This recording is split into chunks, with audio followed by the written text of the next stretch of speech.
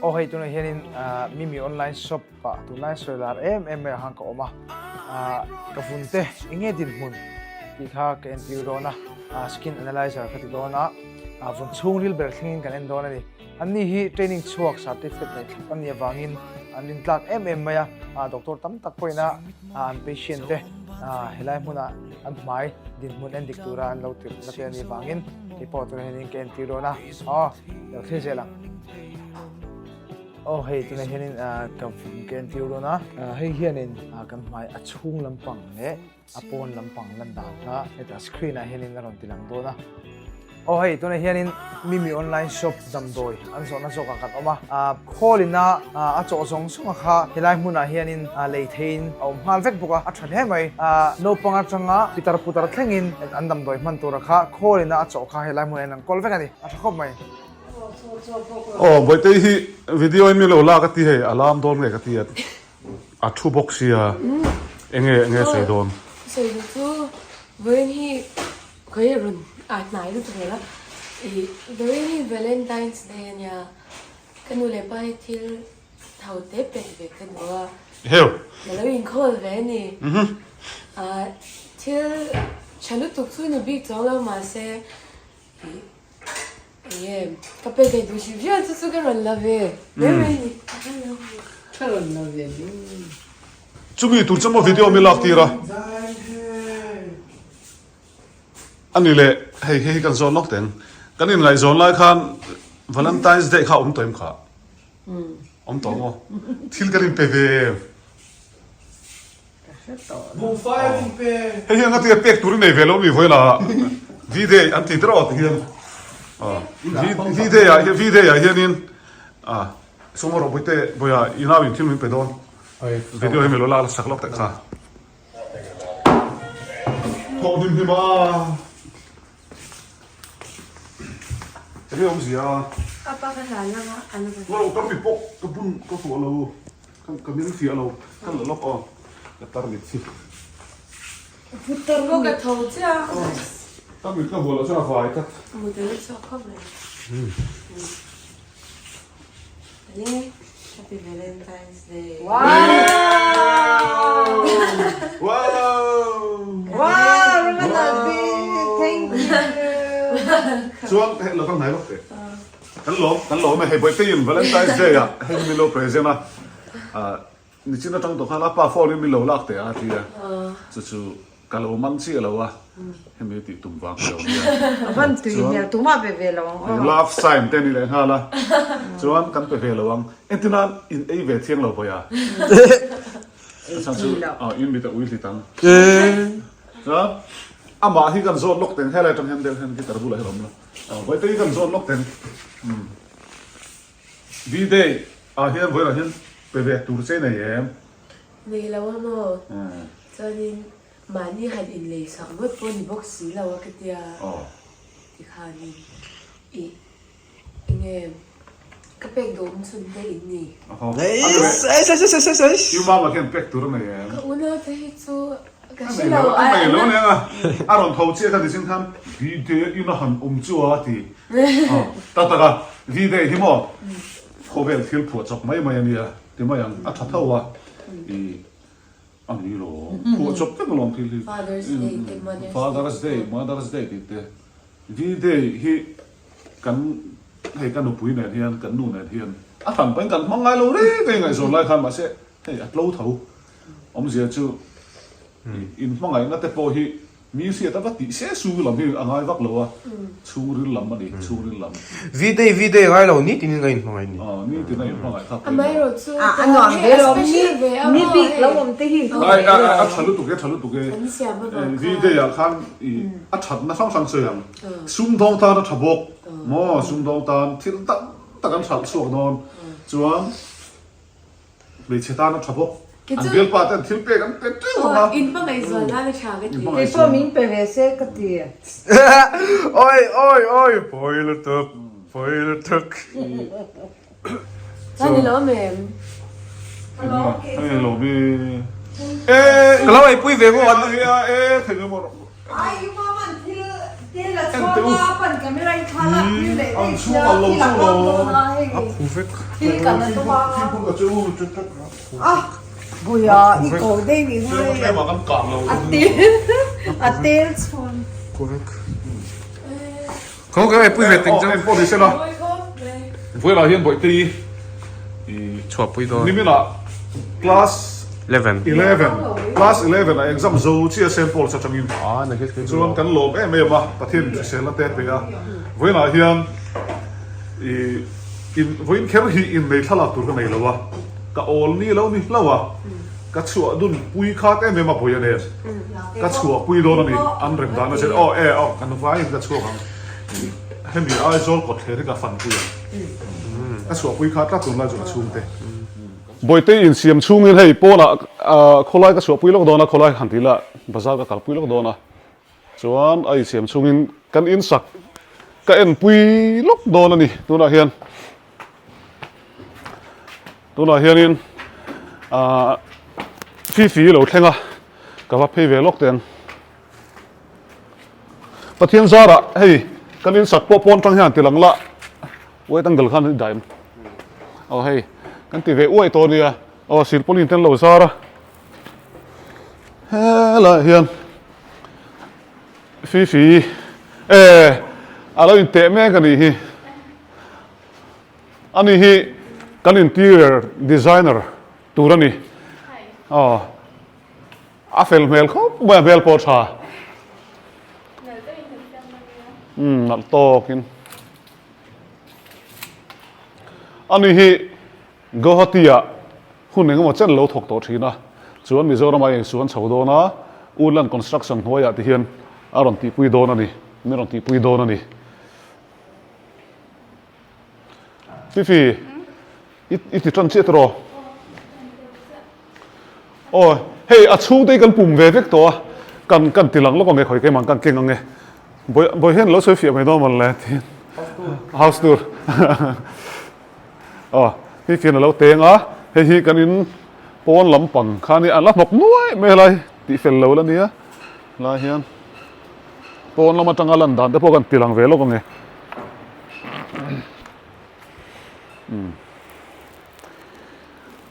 Woodland construction hi min du saka hey than he man ngai em ani hey a design po hi moi to hop moya a zo huna phei chon moi ngotang chuan helai kan lu ka tur ania ti han boi te polo in cheita helai hian step om chawanga kan lu tak tak mai master bedroom om dalai tu te kan tilang ve nge helai kan room kan nu pa room tur ania chuan helai closet om don ani Woodland construction here in angai nan se khop mai atira kan angai na kan siat lo kha hei in mun zim lu tuk mai a zau de min sak sak theya helai hian veranda om le dona room tin hian veranda min nei tira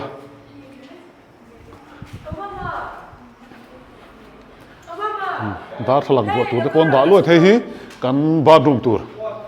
Ê, có phi phi. boite inu kha thim pui lo lum turin lo thil tewa kan phei huna englum don ni boile au fi in an te do ne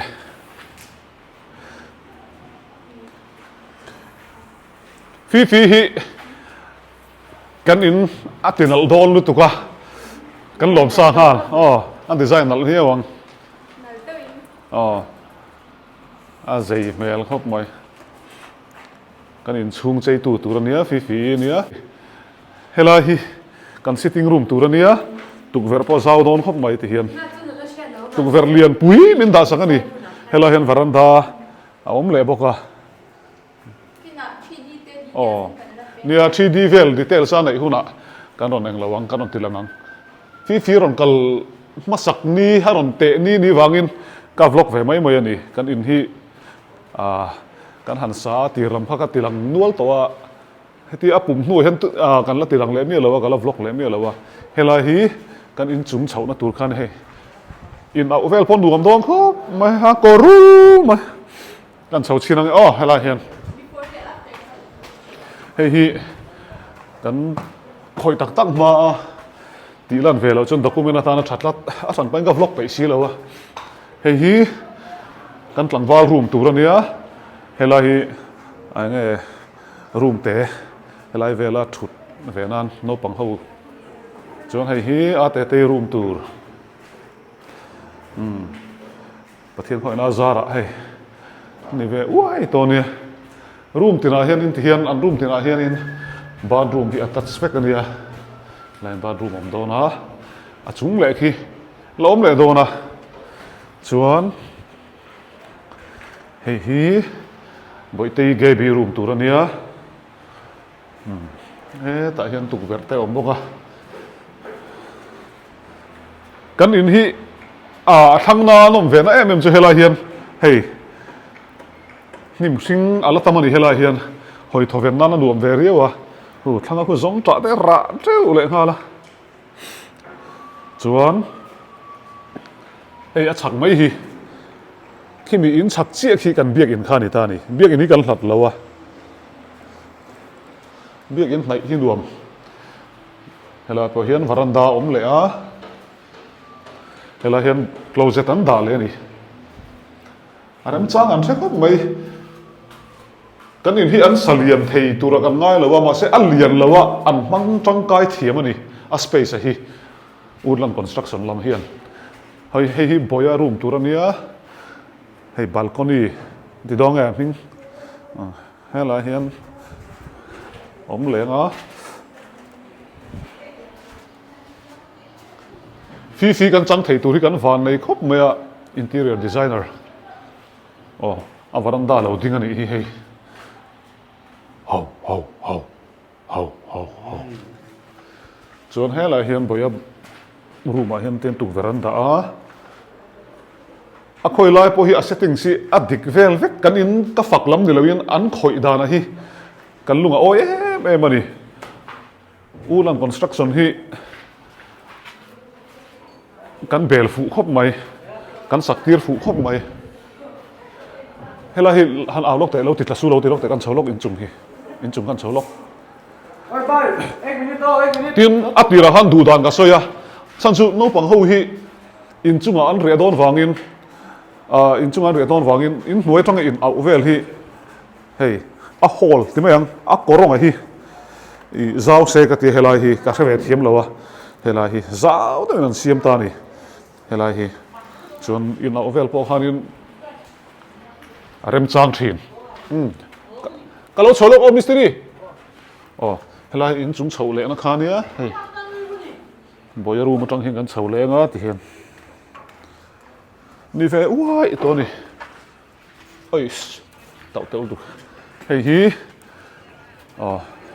laundry vela kan mang dona helai vel hi in su na han te toilet te po omanga hei kan na thok te chum lo chat lo hian an thok chara an fel em ani mani te hei hela hian salima oma khongai sabira kan in sak ka tila na pian hian enga tinge va in soran ti sia kan chang to nge kan chor ni loin Woodland construction hian aron chor ani chuan Woodland construction hi ke ni kan chor ve thung ani chuan hemi zo vele hian mi zo ina an khoi ngai tur zong kha hemi a frame vel hian zonga mi zo an lut ve to thung don ani mi zo ho in a chung hian khoi char thung don ani cement works lama hian mi zo ni loin vai an thoka chuan helai hi kan varanda tur ania helai hi pathian in remati chuan mi khwal room ani pialama mi khwal room kan danga studio le music room a hian man katuma chulai chu kan settings mo kan set dan velania helai top hi chu varanda don hei are ek tlang nitla kan hu pha kan in hi thang view ma se le se nu anuam ve tho tin thang view ma se la USA te London te po ve kan ni ti hian a chung lan dan ani chungo helai vel hi an ti thiam khop mai ni eng lu thatur hian in thilan plan thiama Woodland construction hi kan in saktir vel ka tilan atang khanin an ni pomal som nan donga hei kan then helai ami te khilai chak dewa mi te khilai dewa mi te pon in saturin tu na hian an bemega an in sak don kan in sak zo lama te pon che chhozel don ani tin save du tan ko thei reng an ni som thei reng an roi thei reng ani chu an phone number te po karon dala nga Woodland construction hi hei ti hian an nuai khu aporul mai ni lai hu kan room kha ni pathian zara hetiang in te hi kan ta na om veng ti hi ka ring phalo sim sim amaro chu pathian khoi na kan chang ani hian in huelam kan chuk lenga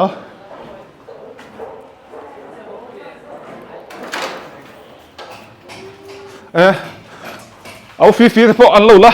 in zar phar deng mai helai hi atin luam tu turania Woodland construction hianin kan du dan ni lo an du dan an chei do na helai hi thingin kan chei do nang tia mu cha gom to khop mai ei thil han da thatna tur le han ze mai na turang kha an hisap tel vek boka helai te po hi common toilet ani chu tihian mun ol kha an mu thailo an mang tangkai zel ani tihian hi helai te po enge bo da thatnan blanket sin lo da thatnan mo helai te hi ka computer room tur hisap ani helai room hi alian angai lo wa helai chu tiang vel hi ni kan thlen chin chu Phi hi tối tế kan kom ve lok te tối tế cho Phi ti han ka kom zui ha lok anga experience hi ka zot ve reng don kan la in thit na rei big lo ka ma sa khan kai mu chawa chuan khoya nge alo tho to ti ve la kha kan zot lok ange Guwahati I think interior sa ka thok ma sa ber mo chuan chumi zo ba ma interior sa ka thok le kumnga ko mani chu Guwahati mo experience này thà hay kan chẳng thấy đâu lo kan van này ani chuan kan in hi ani le a khoi har don em ti na sa nal dawin kan chwa kan tumang hey space there te te pom man kan tum ve ka ngai sham moi dawin aesthetic dawin kan siamang ase poisa kan helo te menu budget friendly theng ben kan siamang okay chuan nang ma hi ai zola yom het to don atro het Woodland construction hoya hianin i che don i che chho don tuna po he kan venga ka soi tong khan i Woodland construction hi ruai turan om tan ne umaya kan veng chielo mun danga te po tin kan soi du chu an na hi ke ma ni chung ko big ta chuan arin om ve thot anuam kan ti thot ani san chu kan ngai ngam ti hian ke pon du to kin na ka tho san ngama ka en kher khangai lawa tui pek la ni se jing let la ya awa hian pe tha em ma chung chu ma se ma di du dan khan ni ma ya an lo pe thalo de ani point hau mai tur na tho khau khamo ti ma yang chung kan cycle le lo kong ge boi te ne kan chuak do na hi ka ti lam thei ni se la hei kan in om ve luau to ni ti ha measurement kan don la ge bi nen measurement an la me kan ni na hian an chuan al don vo in Valentine's Day ni taka hian Phi pon mariak te in kan ina hey measurement alo la ni thiam mel he kan se ve thiam si lo wa kan zuan hal de ni se a mel thapok sia ti hian boitin vi dei pualin tukin zinga anu nen chocolate nin present kan lom hle maya chuan ti lo se chu ka vlog po ka ring lowa boite vlog chun zom zel kha ka du sia kan in ka ti lan pha ta ni vlog ka toy don sia he tiang vel hi nian ti ve ai to ti kha he tiang zong min pe tu pathian mal som na pathian fakin om sela kan lom em ani ke ma big tak phei hi chu a chang chuan kava ena tian kan in chunga hin kava luta kan in sak chunga hian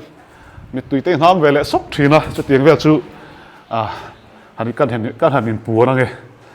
ka chantura ka ruat lo pathian in min pe ve hi engpo ni sela kan sei tu ma chu thil hi voi khata ro aron om ni alawa ka tha e ka fele ka ti wang lam ni loin na thei pato pin ka thoka chum lo chat loin ti ma yang chu pathian in a herenga thei pato ka chuana hi pathian bal som na ka don ren in ka ria tuna po hian in ro pui tak tur pon ni lo ma sela kan tan chuan a lu ema moi kan ti ve em ani ti kha kan sei du ani kan trong trai thina tu ma khan helai ka chuwa chho apiang mai hian ni tin mai hian kan in hi ka thlir let le ati hian ahun taka min peng che in kan nei ve theina turin ti ka deal thin chu kum som malam vel khani to sakna kan nei ngai lo sim chu lai pon ma se khuna local beka pathian in ti hian voi le khata kan trong trai hi a chang ngal mai lo wa ahuna ti tak kan in arop em to nuwa hetiang hi min pe ve le aphal min pek ve le aphal ani chu kan lom na em ani ti kha kan sei wal tu ani ka tong hem deuh thei helai kan room tur khania tuna chuan kan du tok do nang khu kan kom thlang ania hei hi kan kom thlang si ania a thlang le khu lai thlang khu rei ek rot tlong rot kan ti khani so lai so re ek tlang ni tatur kan thlir na so lai so re ek tlang ani kan lom bye vek ule an chole no te thatlom na mun pui quality feeds hun tharveng texistan a hi lo leng lut ve ro le job fa no te thang du tak first dose vaccine pek sa kan nei Indonesia technology thatak manga siam job fa cho farm lian te hausak na thuru than du na satui bik ek rim chelo thakat le chan ve thal zum theina cho heklo helai huna hin kan kol boke vokri sel le immunity chakna tel tam thiang hlim le rim chevelo japfa vokcho kan kol boka sarkar phalchin polythene thlengin kan neya zuar chhong du te khan minon bezel donia quality feeds hun thar company paying tax system